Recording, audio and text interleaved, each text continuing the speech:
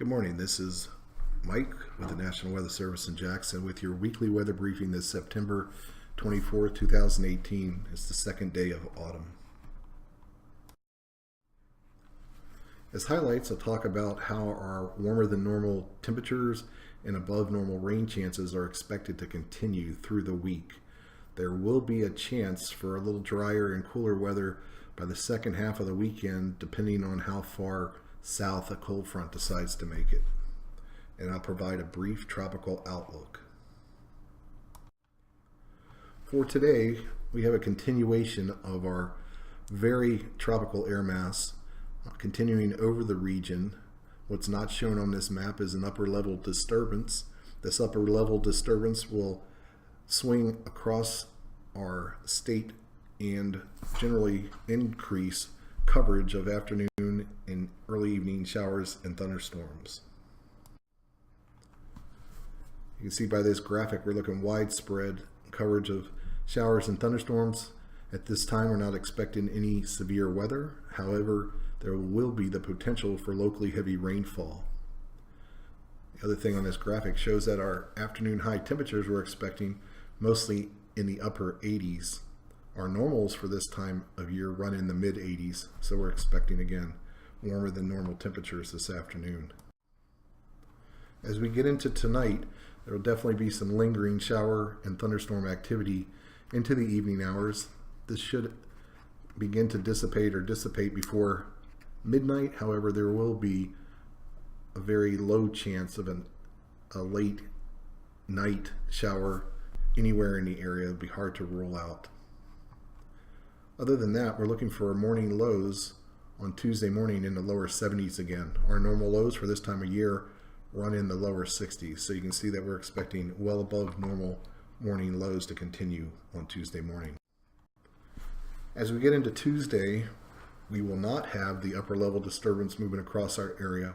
We'll be left with a very moist tropical air mass, and again we're expecting daytime heating to lead to shower and thunderstorm development. However, it looks like overall there will be just a little less coverage than expected today. The afternoon highs on Tuesday again will be generally in the upper 80s and continue well above normal. By the time we get into the middle of the week, we're expecting another cold front to kind of drop into the area.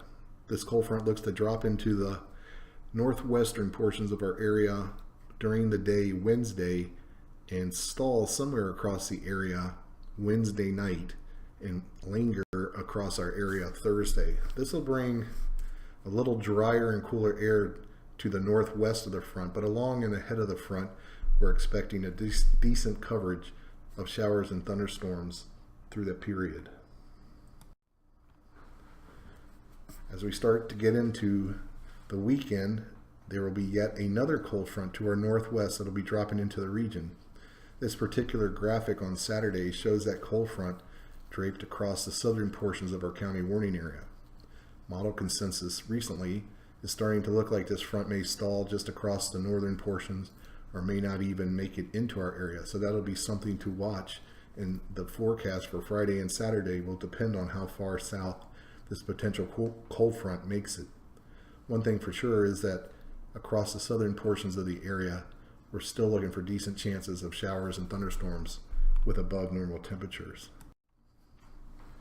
Sunday and Monday, we're expecting high pressure, both surface and aloft, to build back across the region from the east. This will lead to slightly warmer temperatures and a lower coverage of mainly afternoon and early evening showers and thunderstorms. This graphic shows generally an average of the weekly forecast that we're expecting and centered around the Jackson area.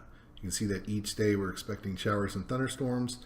Our highs generally in the upper 80s with overnight lows generally in the lower 70s.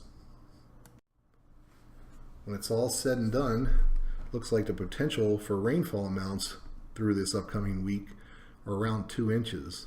Again, there could be locally higher amounts depending on how far south particular cold fronts make it into our area before stalling. As far as the tropics goes, there's a couple of items that we were watching. In the very southern Atlantic, Kirk, which was earlier a tropical depression this morning, has dissipated. With the latest tropical update, Kurt is now dissipated. We still have Tropical Storm Leslie in the central Atlantic, and there's a broad area of low pressure just off the Carolina coast that'll probably 40% chance of developing into a tropical storm within the next 5 days. So that'll be something to watch for them. But at this time, we're not expecting any impact in the Arclimus. For the forecasted track pack, Tropical Storm Leslie is expected to continue to move east away from the United States. And again, Kurt died this morning, dissipated, so we're not expecting any redevelopment or effects. So again, to reiterate, no tropical cyclone development is expected to impact the Arclimus region through the next upcoming week. As a brief summary, we talked about how the warmer than normal temperatures and above normal rain chances will continue through most of the week. However, there will be a potential for drying on the weekend, depending especially on how far south a cold front makes it into our area. There's one tropical system that we're still watching out in the Atlantic, but it's moving away from the United States and not expected to impact the Arclimus. This concludes our multimedia weather briefing for this week, and as always, thanks for viewing.